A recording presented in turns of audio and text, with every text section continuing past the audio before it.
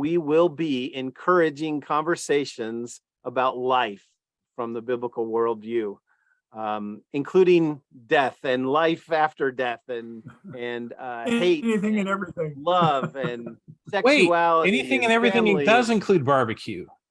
Yes. It clearly. Yes. Welcome to Calvary Conversations. Today is a defining moment in the long history of Calvary Conversations, and it's actually a follow-up to our conversation recently about nailing down our mission statement. So thank you to all of you who participated in our opinion poll about the Calvary Conversations mission statement. Your input was really helpful. My name is Sean LePage. I'm the chairman of the Ministry Studies Department here at Calvary University. I'm 1/4 of the Calvary Conversations team. Dr. Mike Dodds and Tim Haynes and Dr. Joshua Paxton. Good to be with you again, gentlemen. Great to be here. Always good to be here. Good. Well, I'm going to ask Dr. Paxton, since he collected the data for us and conducted the poll technically. So I'm going to ask him to give us a brief report on the results that we received from our most devoted listeners who participated in our poll. All right, go ahead, Josh. Yes, so hello, everybody. We were very pleased with the number of responses that we got to the poll. And so thank you again to everyone who participated and gave us some input and feedback. So the top 3 choices for what our mission statement will be moving forward was encouraging conversation about life from the biblical worldview, engaging conversations about how the biblical worldview informs Christian life and leadership, and then finally, kind of a personal favorite of ours, encouraging conversations about anything and everything from the biblical worldview. So the number 1 choice we have determined to let the people speak, drum roll, if you will, is encouraging conversation about life from the biblical worldview. And so that will be our mission statement. That will be our mission as we move forward. 31% of the responders chose that one. Second to that was 25%, and then on down through there. We also got a few other sometimes slightly humorous suggestions as well. So thank you everyone for participating with us in that. Yeah, so what we're going to do today is I want to get a little feedback from you guys about this top answer. We've been saying the people have spoken, so I want to get your responses to what the top answer, the top choice. And then we're also going to talk about a few of the comments that we got.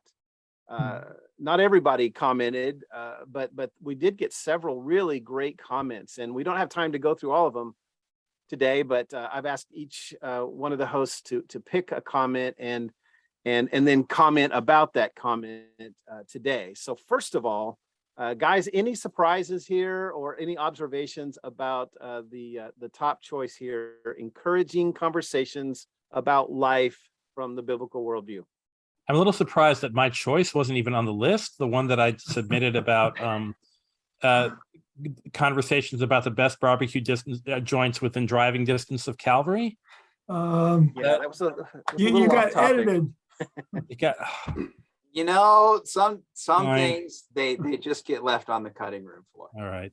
No, I'm really pleased with the one that was chosen. I did like, I think everything and anything and everything, or however we said that, from the biblical worldview was a good one. But I think this encompasses that about life from the biblical worldview and all of the complexities of life. And we were talking a little bit ahead of the show about how there's a bit of a sort of a double meaning to encouraging conversations, right? Are we saying that the conversations are encouraging, or that we are encouraging conversations? And what we landed on was both. So we kind of like that. And I think that's kind of a good as a little flavor, I'd say, to our mission statement.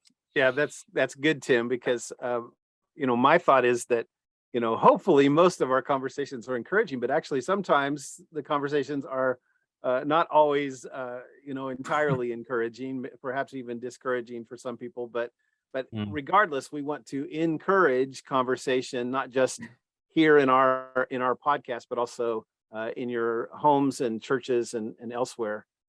So Josh or Mike, any other observations about this new mission statement? Yeah, I would just add that, that aspect of these are things that as believers, we need to be talking about, whether the conversation is personally encouraging to me or not. They're issues that we need to be talking about. We deal with them in everyday life. They come up, at work, at home. They're an aspect of what it means to live under the sun in our current culture. And so we need to be talking about them. We can't just let it slide. Good. Yeah. And the other side that we mentioned when we were talking and encouraging everybody to give us your feedback. We're only have 26 minutes, not even that. In one sense, we limited it to 26 minutes, but the conversation needs to go on beyond that. And what Tim was just saying earlier, we're wanting to spark conversation that you all have. So we're not going to cover it all. We're not going to say everything. And maybe we're not going to say, you're there yelling at the video, whatever. Why don't you say this? And we just didn't have the time to either get at it or we didn't. So we hope you all engage with others about these topics. Yeah. Yeah, good, Mike. The other thing there is that, we did get several really good ideas for some conversations that we'll have in the future. So thank you all for your comments. And I would add this comment about our new mission statement is that I am a fan of anything and everything. And my first thought when I saw what kind of won here, the People's Choice, was encouraging conversations about life. And my first thought was, well, what if we want to talk about death?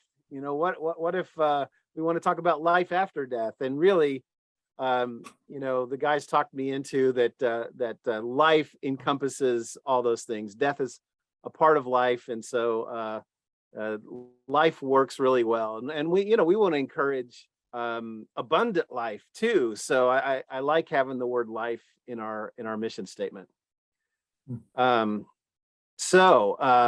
The official decision is encouraging conversations about life from the biblical worldview. And again, thank you to our listeners who participated in the poll. So what we're going to do here is I'm just going to go around my screen here, and I'm going to invite each one of you to address a specific comment. And by the way, just to be clear, we don't know who wrote these comments. We don't have specific data on who voted how or who made whatever comments. Some of the comments were a little critical, and that's fine. We can, we're big boys. We can handle some criticism. That's all part of a good conversation. So if you do have critical comments, please, please give us your home address. your Facebook page, and yes. no, just he's just kidding, folks. Just to be clear. Sorry. Okay. But anyway, so we looked over the list of comments that were offered, and so we each chose one that we wanted to address briefly here. And so I'm going to start with Dr. Paxton. Tell us about the comment that you chose, and just respond to it a little bit. Well, first of all, there were a lot of excellent comments, and we don't have time to cover them all in this 26 minutes, but we've each picked a few. And so if we don't get to yours, don't feel bad. We've seen it, and we're thinking about it and everything, and what that means. How can we work that into a conversation that we have? So right. One of the ones that stuck out to me specifically as we're talking about life from the biblical worldview is, the biblical worldview applies to how we engage in everything within our culture. And so the culture is coming at us. It's teaching us lessons. It's trying to form and shape us into its mold of what we are to be and do in the world. And so So some of the ones that stuck out to me. What should Christians in the church do in a post-COVID world? Like, how does the biblical worldview inform our response to, maybe those who have an ongoing concern about COVID and its implications versus those who, we should be free. And so we should come back and we should gather together with no hindrances or anything like that. How do we approach that from a biblical worldview? There was a comment about current world issues. So vaccines, corrupt governments, violence, how do as Christians, we respond to that? How do we respond to things like vaccines? How do we respond to government overreach?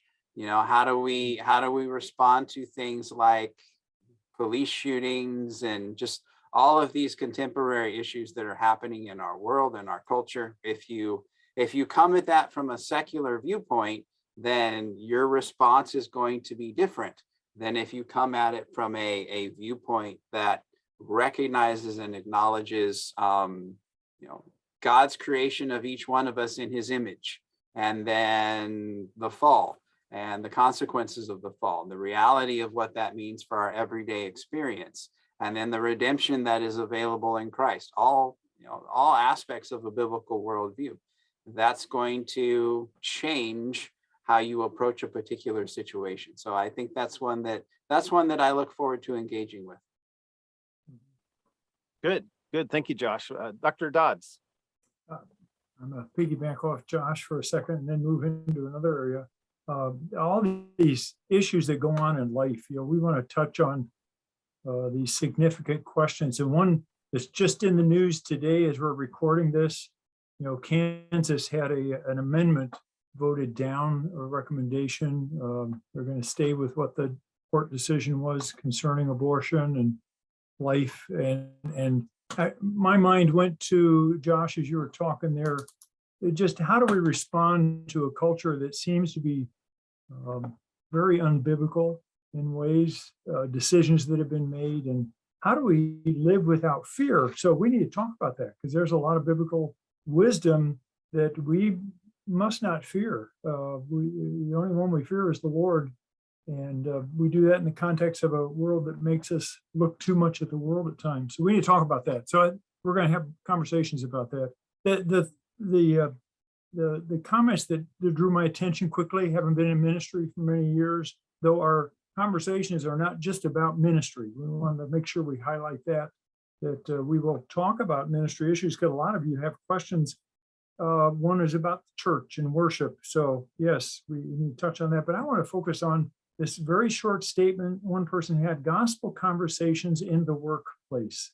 And then a couple down, witnessing and evangelizing in relationships, as opposed to through social media or conversation plugs. Now, I don't know exactly what they mean, but I haven't got my pastor's hat on, knowing that in the church, we all know we should be witnessing. We should be a salt and light for the Lord. But I also know for all of us, myself included, we just don't know how to do it and how to communicate Christ. So we need to encourage people by encouraging them to do it with us as we turn off the screens and walk out the door ourselves and relate to family and friends and neighbors. But how do we do that? And how do we do it in a way that the Lord would be honored in it and people would hear? We can't force a decision for sure, but boy, we need to encourage one another to be salt and light. And how do we do that? So I hope we have some good conversations about that. Good, thank you. Tim. Yeah, there are a couple avenues here, and I guess I'm drawn to two lines of questions. So I'll present both, and I'll try to be brief. So my first half of my career was in business, and so I'm really drawn to this as a software engineer. I'm really drawn to this particular question that somebody asked. Basically, I'll paraphrase it as somebody considering a business major. How do I live in my workplace without compromising on my values, and make my values known, and not compromise on my values, show love to people, and still keep my job? And that's a really interesting question. It's one that I faced, particularly at one workplace that I served at, and I would love to have some conversations about that, about this particular issue. The other one that let me pull it up here, that there was another line of thinking, and I really appreciate the creatives who asked these questions. Basically, is it wrong to depict God in fiction? Are there topics that Christian fiction writers should steer clear of in terms of like magic or gods or what have you? And are there genres that Christian writers should avoid, such as horror or romance? And really, this is sort of a question for people who are creative: is how do we tell stories in God honoring ways? And I think in the church sometimes we are tempted to think of, oh, secular stories or stories that aren't overtly biblical as, well, it's just entertainment, it's just fluff. But story is incredibly important to God. I mean, some would argue that all of life comes to us in a story form. And we can see the draw to story by people in general, and the draw to telling stories by so many creative people and Christian creatives. And I think very often we just don't have enough discussions for those people. And I would like to have some episodes where we interview some Christian writers or who are grappling, and Christian creatives who have grappled with these kinds of issues, and who have reached solutions through applying the lens of a biblical worldview. Yeah, very good. I liked that. That was actually a pretty long comment Right. that you're referring to there. And Oh, I that one. thought Okay. there- My comment. I thought there were some really good ideas in there. I liked the idea of discussing, literature and entertainment from the biblical worldview, and that's something I look forward to. The comment that I chose was also very long, so I'm not going to read the whole thing. But the gist of it is in this sentence. It would be more interesting if you could talk more about practical ministry things. And the person admittedly says that they haven't watched most of the programs, and that's fine, that's understandable.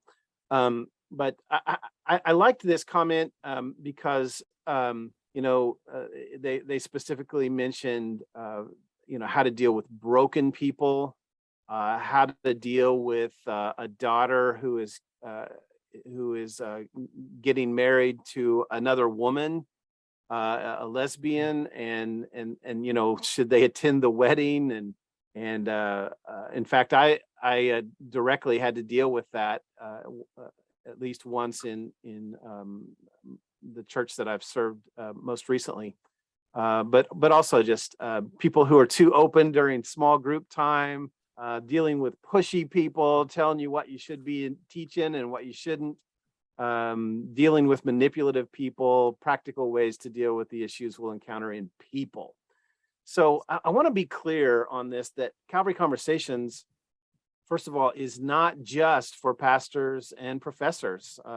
I do know that some people have that perception about what we're doing, but we have a much broader mission than that, we believe, and that is exactly what our new mission statement says, and that is to really to serve all Christians, to help bring clarity to what exactly is a biblical worldview, and how do we address the multitude of subjects that we come across in our daily lives. So we do believe we are working really hard at being practical. So for example, the question about the lesbian wedding, we have addressed issues of sexuality and homosexuality and gender identity. And so I would encourage you, if you haven't seen some of those programs, or if you're unfamiliar with some of the topics that we've addressed, I would just encourage you to go to our YouTube page and just find the Calvary Conversations playlist. It's actually couched in the Calvary University YouTube page. Just do a search on YouTube for Calvary University. And then there's a playlist there for Calvary Conversations. And you can just scroll through and look at all the conversations that we've had over the past 14, 15 months and just see some of the issues we have addressed. I guess what I'm saying is that we ultimately really agree with you that we want these things to be really practical and specifically, how to have conversations with people and how to deal with the various issues that people are dealing with when they don't have a biblical worldview, or even those of us who do, who are still struggling with how to relate well to people and to love them well and yet lead them and guide them towards truth. Right. So any responses, guys, to some of the comments that we've just discussed? I just want to affirm what you said, Sean, and that yes, absolutely. I mean, even ministry doesn't have to just fall under the label of those who are professional ministers. Ministry is anything and everything. Where we involved in people's lives and we are bringing them the light of the gospel of glory, the glory of God in the face of Jesus Christ, right? Ministry can encompass any involvement that we have in people's lives. And so it touches on all these different areas and aspects. And then at the same time, obviously within 26 minutes, we're limited in what we can cover. And I do know there was one comment on here about creating a series, and I'm sure that's something that we will look at, especially for some of these issues where it requires a much longer conversation. You can't have it in 26 minutes. But then I don't know if I can say this about my fellow hosts here, but I know that I would welcome feedback. We have a website set up on Calvary University's webpage. There's a place there where you can contact us, and we would welcome feedback. We would welcome, even if a particular topic touched you and you want to set up a meeting with one of us, in person or over Zoom, something like that. I would welcome that. I would welcome to, if some conversation sparks something and you want to go deeper into that with one of us, that there's an avenue to pursue that. Mm-hmm. Good. So we have a few minutes here. How about this, guys? We also got a lot of ideas for suggestions for ideas for conversations in the future. How can we specifically address some of these issues from the biblical worldview? So what were some of the ideas that you found to be most interesting and excited about pursuing? I'm not saying idea. I'm going to piggyback on Tim's comment there. Talk about that comment from the person who's saying, as someone looking at it as a business major, one thing we want to do and have done. And so please come back for the different topics. Occasionally we will put another person in the mix here. Instead of the four of us, one of us will step out and we'll have another person drop in. And Tim, when you were highlighting that one, I jotted down, we need somebody from our business department, because we have people that Yes, I was thinking that too. Like you have, Tim, and can speak with the credibility like you of those 15 years. So we'll have other people. I see Dr. Bittner, he with his background in the military and that context of the military, myself having been there, how do you respond to the things that are imposed upon you in the culture from the government? So we're going to have other people that we're going to highlight here. And again, maybe that's one of those you want to suggest, hey, there's somebody on faculty there that I'd like to hear their opinion about, or getting a discussion with them about, that would help us too. So please, you prime the pump with your suggestions so we have a list of people. I really like the idea of having more discussions about the theology of work. and its purpose to begin with. Because one of the things that we, I was going to bring this up, Sean. It's something we've been talking about privately lately, but sort of this secular sacred dividing line. And I think it's very dangerous, but I think it's easy to fall into, to say, well, my work as a software engineer or as a business manager or whatever is a secular thing. And then what I do at church is a sacred thing. And the moment we get into, and unfortunately, that's not just the fault of that individual. That kind of thinking is reinforced by people who make much of being in people who are in full-time ministry, but and other people, well, they're working jobs because they have to, they just weren't called to something special like being a missionary or being a pastor. It's really a harmful way of looking at life when we make this dividing line between the secular and the sacred, and it also gives our consciousness excuse to act differently in different environments. It's unhealthy on a number of levels, and so I think it's very common. It's a common thing that people who work non-ministry jobs are exposed to. It's something I wrestled with for the 15 years I worked in corporate. So yeah, I think we need to have some more conversations with people who've wrestled with this and who've thought this through. That's good. That's really good, Tim. In fact, we're basically out of time, but that's a really great lead into our next program where, okay, so our mission is to have, to encourage conversations about life from the biblical worldview. What exactly is the biblical worldview? So we're gonna dive into that next time. There are lots of questions that come to my mind, such as what exactly is a worldview? What exactly is the biblical worldview? And can we use the word the biblical worldview, or should we be saying a biblical worldview? So lots of questions related to this new mission statement that I think will be helpful for us to really define our terms moving forward. So thank you, gentlemen, for your insight into these important questions related to the biblical worldview.